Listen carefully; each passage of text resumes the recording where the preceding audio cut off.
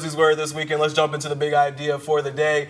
Memphis taking on the Minnesota Timberwolves. Not the best night for Ja Morant, but he delivers when it counts the most. He's going to hit that bucket to tie the game. And then check this out. The loop-de-loop and pull, floater, dagger to take the lead.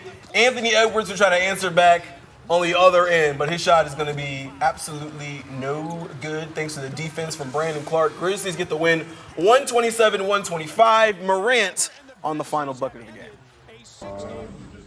We was running, one of our out-of-bounds sets. Dez gave me a head nod to just hit BC and go back and get the ball, and I made a shot I usually make, a floater. I hit a shot that I usually make, a floater. Just very nonchalant, very chill about it.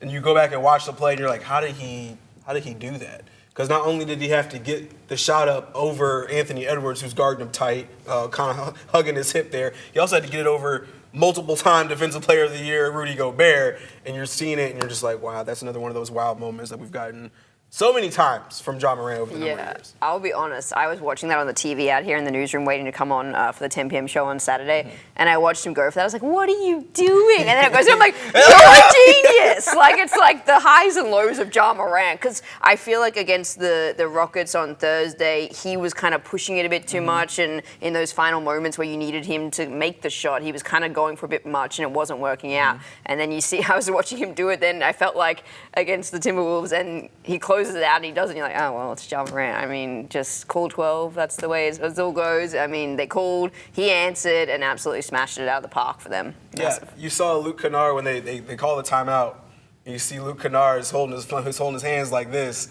and that notion, that symbol we've all known to be called 12. And and you're absolutely right, he answered. I think it was really interesting to see him progress through this game, because obviously he did not have his best game, and I think we've seen over the last couple of games, I mean, he did have 27 against the Rockets. He shot 9 of 22, right? This game, he's 3 for 17 before those last two shots to take the lead.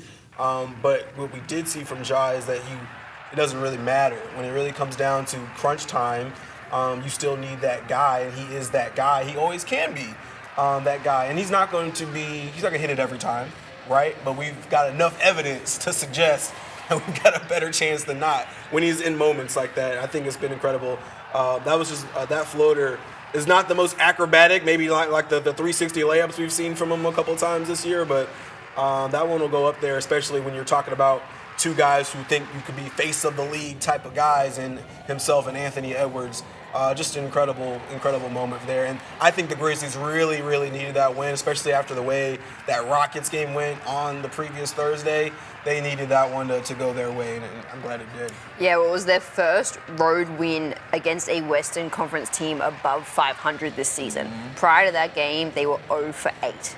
So when you talk about needing that win, yeah, I think they needed that win. They needed that boost of confidence because, yeah, you saw them fall against the Clippers not that long ago in a close one. Then you saw them fall against the Rockets on Thursday. And then they go to Minnesota, another tight game, coming down to the wire. And you're thinking, here we go again. Are they going to be able to figure out how to get to that next step and close it out, which is what they're going to need to do when it comes playoff time in those clutch moments, especially on the road. They're going to need to steal some wins. And so to see them pull it out there, I thought was really impressive.